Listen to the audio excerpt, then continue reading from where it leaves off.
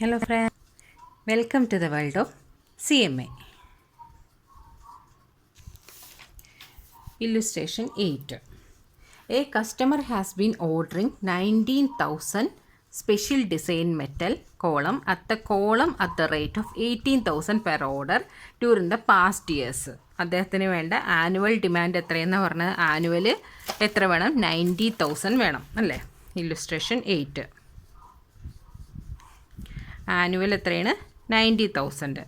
അതിന് വേണ്ടിയിട്ട് പാസ്റ്റ് ഇയേഴ്സിൽ എത്രയാണ് റേറ്റ് വന്നേക്കുന്നത്? അതിൻ്റെ കോളത്തിൻ്റെ റേറ്റ് 18,000 ആണ് ഇപ്പോൾ ഒരു ഓർഡറിന്. ഓക്കെ, അത് കഴിഞ്ഞ് production cost comprises. Production cost എന്തിനാണ് പ്രൊഡക്ഷൻ കോസ്റ്റ് വന്നേക്കുന്നത്? നമ്മൾ കഴിഞ്ഞ പ്രോബ്ലത്തിൽ പറഞ്ഞായിരുന്നു മാനുഫാക്ചറിങ് കോസ്റ്റ് ആണ്. ആ മാനുഫാക്ചറിങ് കോസ്റ്റ് എന്ത് കാണാനാണ്? ക്യാരിയിങ് കോസ്റ്റ് മാനുഫാക്ചറിങ് കോസ്റ്റിലാണ് കാണുന്നത് അല്ലേ? അപ്പോൾ പ്രൊഡക്ഷൻ കോസ്റ്റ് വന്നിരിക്കുന്നത് ക്യാരിയിങ് കോസ്റ്റ് കാണാൻ വേണ്ടിയിട്ടാണ്. പ്രൊഡക്ഷൻ കോസ്റ്റ് എങ്ങനെയാണ് നിൽക്കുന്നത്? 120 മെറ്റീരിയൽ, 60 ലേബറിന്, 24 ഫിക്സ്ഡ് ഓവർ ഹെഡിന്. അപ്പോൾ അത് എല്ലാം കൂടി ചേർക്കുന്നതാണ് എന്ത്? Production cost. പ്രൊഡക്ഷൻ കോസ്റ്റ് എന്ന് പറയുന്നതിനാണെങ്കിൽ ടോട്ടൽ എത്രയാണ്? 120 മെറ്റീരിയലിന്, 60 ലേബറിന്, 20 എന്തിനാണ്? ഫിക്സ്ഡ് ഓവർ ഹെഡിന്. അപ്പോൾ ടോട്ടൽ എത്രയാണ്? 200 വരും. ഓക്കെ, പ്രൊഡക്ഷൻ കോസ്റ്റും കിട്ടി. Is cost 1,500 to setup for 1 run of 80,000 column അല്ലേ? ഓരോന്നിനും സെറ്റപ്പ് കോസ്റ്റ് എന്ത് ചെയ്യും? ഡിഫറെൻ്റ് ആയിട്ട് വരും. അപ്പോൾ ഒരു റണ്ണിന് വേണ്ടി എത്രയാണ് ചിലവാകുന്നത്? 1,500 ആണ്. ഓക്കെ, സെറ്റപ്പ് കോസ്റ്റും കിട്ടി 1,500. ഇനി ക്യാരിയിങ് കോസ്റ്റ് വന്നിട്ടുണ്ട്. എത്രയാണ്? 15%. അപ്പോൾ ക്യാരിയിങ് കോസ്റ്റ് കണ്ടുപിടിക്കുന്നത് 15% ആണ്. അത് പ്രൊഡക്ഷൻ കോസ്റ്റിൽ 15%, 200 15% അപ്ലൈ ചെയ്തിട്ടുണ്ടെങ്കിൽ ക്യാരിയിങ് കോസ്റ്റും കിട്ടും. ഓക്കെ, ഇനി customer may buy at least 5,000 column this year. Company would like to make the different production. അതത്രയേ ഉള്ളൂ. അപ്പോൾ അതിൽ നമ്മളിനി എന്ത് ചെയ്യണം? ഇത്രയോടുകൂടി പ്രോബ്ലം കംപ്ലീറ്റ് ആയെന്ന് തന്നെ പറയാം അല്ലേ? ഇനി അപ്ലൈ ചെയ്താൽ മാത്രം മതി. നമ്മുടെ ഫോർമുല എന്താണ്? √2as divided by C. അതിൽ എ കിട്ടിയിട്ടുണ്ട് 90,000 എന്ന്, എസ് കിട്ടിയിട്ടുണ്ട് 1,500, സി എത്രയാണ്? 200ൻ്റെ 15%. അപ്പോൾ എത്ര വന്നു? 2 × 90,000 × 1,500.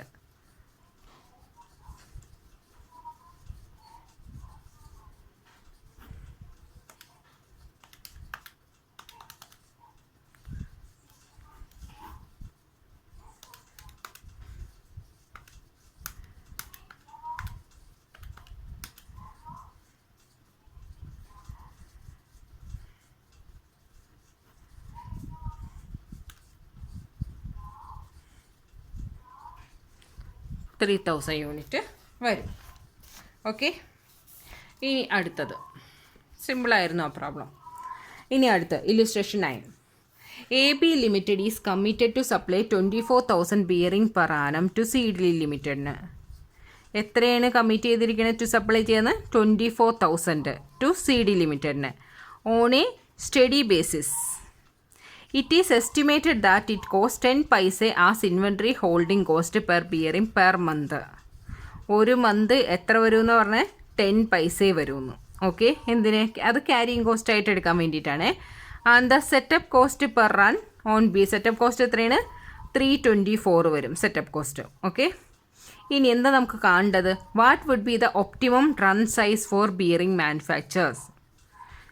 എത്രയാണ് ഒപ്റ്റിമം റൺ സൈസ് എന്നുള്ളതും what is the minimum inventory holding cost at optimum run size. ഇനി assuming that the company has a policy of manufacturing 6,000 bearing per run, how much extra cost would the company be incur as compared to optimum run suggestion in a. അപ്പോൾ നമുക്ക് അതിൽ first പറഞ്ഞിരിക്കുന്നത് എന്താണ്? What would be the optimum run size for bearing manufactures. അതാണ് നമുക്ക് first കണ്ടുപിടിക്കാം.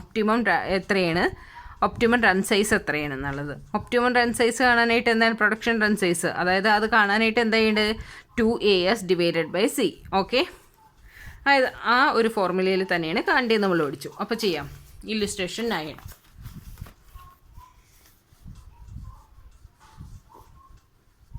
Illustration 9. Okay, formula എന്താണ്? 2as divided by C.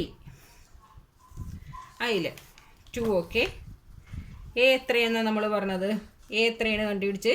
24,000. A എന്നുള്ളത് ആനുവൽ ഡിമാൻഡ് 24,000 ആണ്. ഇൻറ്റു എസ് എത്രയാണ്? എസ് സെറ്റപ്പ് കോസ്റ്റ് എവിടെ തന്നിരിക്കണേ? സെറ്റപ്പ് കോസ്റ്റ് തന്നിട്ടുണ്ട്. എത്രയെന്നാണ് പറഞ്ഞിരിക്കണത്? 324 ആണെന്ന് തന്നിട്ടുണ്ട്. Okay, setup cost 324. Okay, divided by C. C എങ്ങനെ കാണണേന്ന് പറഞ്ഞത്? ക്യാരിങ് കോസ്റ്റ് എങ്ങനെയാണ് തന്നിരിക്കണത്? 10 പൈസ. ക്യാരിങ് കോസ്റ്റ് എങ്ങനെയാണ്? 10 പൈസ.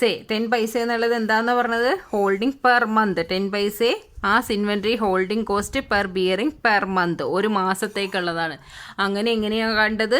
അങ്ങനെ എത്ര മാസത്തേക്ക് കാണണം? 12 മാസത്തേക്ക് കാണണം. ഇൻറ്റു 10 പൈസ. അപ്പോൾ 2 into 24,000 into 324 55 2,000 divided by 12 into 0.10 1.2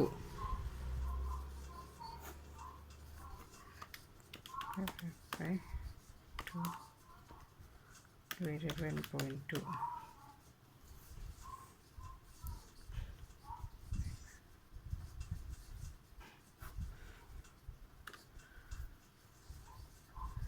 3,600 unit വന്നു. ഓക്കെ, ഇനി സെക്കൻഡ് ക്വസ്റ്റ്യൻ എന്താണ്? സെക്കൻഡ് ക്വസ്റ്റ്യൻ കണ്ടിരിക്കണം. What is the minimum inventory holding cost at optimum run size? Optimum run സൈസിൽ മിനിമം ഇൻവെൻട്രി ഹോൾഡിംഗ് കോസ്റ്റ് എത്രയാണെന്നുള്ളത്. ഓക്കെ, അതിൽ ഈ മിനിമം എത്രയാണ് നമുക്ക് വന്നത്? 3,600 ആണ്. നമുക്ക് എന്ത് കണ്ടുപിടിച്ചത്? ഇ ബി ക്യൂ കണ്ടുപിടിച്ച. ആ ഇ ബി ക്യൂവിൽ നമുക്ക് എത്രയാണ്? നമ്മൾ ആ ഇ ഒ ക്യൂവിൽ ഇതേ സെയിം പ്രോബ്ലം തന്നെയാണ്. അതിൽ എത്രയാണ് മിനിമം ഇൻവെൻട്രി ഹോൾഡിംഗ് കോസ്റ്റ് എങ്ങനെയാണ് കാണേണ്ടതെന്നുള്ളത് നമുക്ക് നോക്കാം. അപ്പോൾ ഫസ്റ്റ് ഇത് കിട്ടി. ഇനി സെക്കൻഡ് എങ്ങനെയാണ്? ക്യാരിങ് കോസ്റ്റ് കാണാനായിട്ട് എന്ത് ചെയ്യണം? ക്യാരിങ് കോസ്റ്റ് കാണാനായിട്ട് batch cost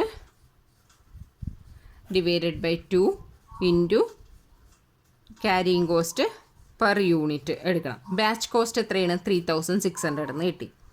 divided by 2 into carrying cost per unit എത്രയാണ്? 1.2 എടുക്കുമ്പോൾ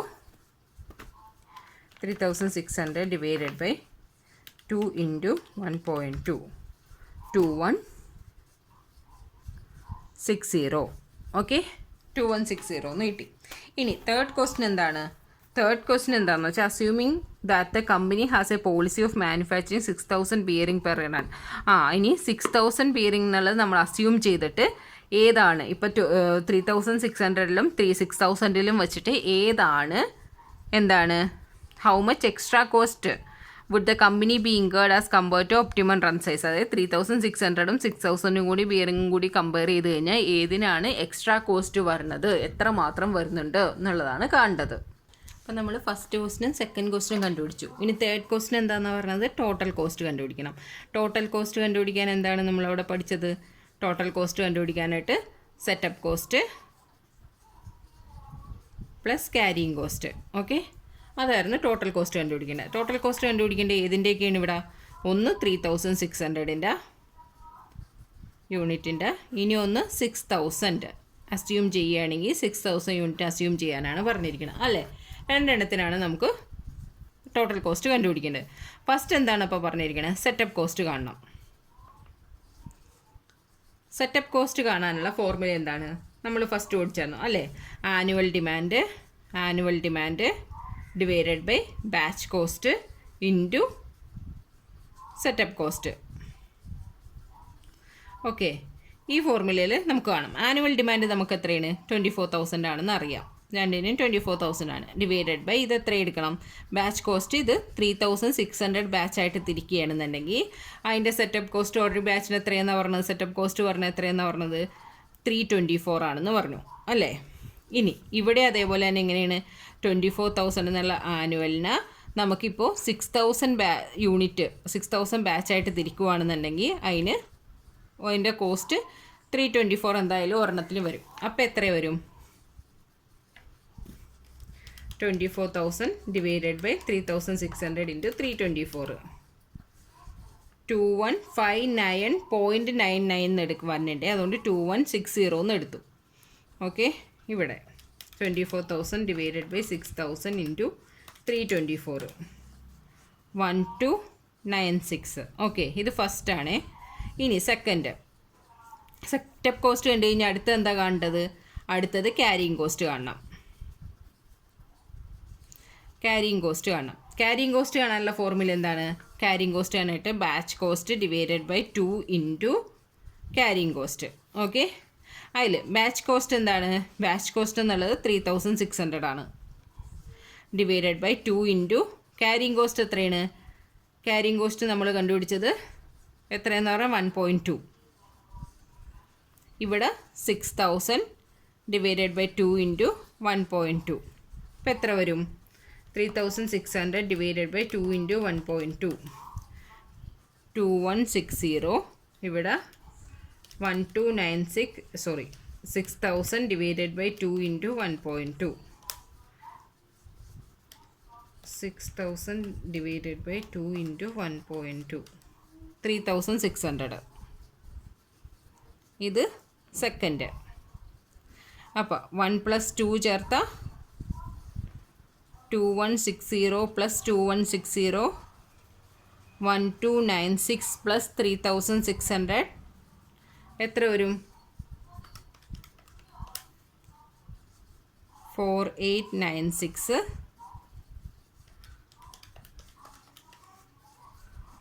4320. ഓക്കെ, ഇനി ഇതിൻ്റെ എന്താ പറഞ്ഞിരിക്കണേ? ഡിഫറൻസ് എത്രയാണ് എന്നുള്ളതാണ് കാണാൻ പറഞ്ഞേക്കണത്. 576 ആണ് ഡിഫറൻസ് ആയിട്ട് വന്നത്. ഓക്കെ, അതായത് 3600 വെച്ച് ബാച്ചായിട്ട് തിരിക്കുകയാണെന്നുണ്ടെങ്കിൽ 4325 ടോട്ടൽ കോസ്റ്റ് വരും. 6000 ബാച്ചായിട്ട് തിരിച്ചിട്ടുണ്ടെങ്കിൽ 4896 വരും. അപ്പോൾ ഏത് ബാച്ചായിട്ട് തിരിക്കുന്നതാണ് എന്തുകൊണ്ടും ലാഭമായിട്ട് പറഞ്ഞേക്കണത്? അതിൻ്റെ ഡിഫറൻസ് എന്താണ്? 576 ആണ് അതിൻ്റെ ഡിഫറൻസ് ആയിട്ട് വന്നിരിക്കുന്നത്. ഓക്കെ, വേറെ ഒരു കാര്യം കൂടി പറയുവാണ്. ടെക്സ്റ്റിൽ നോക്കിയിട്ടുണ്ടെങ്കിൽ ചുമ്മാ നിറയെ ഇത് ഓരോന്നും ഡീറ്റെയിൽഡായിട്ട് എഴുതിയാണ് പോയിരിക്കുന്നത്. നമുക്ക് പെട്ടെന്ന് നോക്കിയാൽ അതെന്തോ അല്ലേ ആകെ ഒരു ഇതായിട്ടിരിക്കുന്നുണ്ട്. അപ്പോൾ നമുക്ക് അത്രയൊന്നും ഫോർമുല ആവശ്യമില്ല. നമുക്ക് എന്താ കാണേണ്ടത്? ടോട്ടൽ കോസ്റ്റാണ് കാണേണ്ടത്. ആ ടോട്ടൽ കോസ്റ്റ് നമുക്ക് ആ EBQ നമ്മൾ പഠിച്ചില്ലേ അതേ ഫോർമുല അതേ മെത്തേഡിൽ തന്നെ ചെയ്താൽ മതി. അതിൻ്റെ ഡിഫറൻസും എടുത്ത് എഴുതിയാൽ മതി. ഓക്കെ.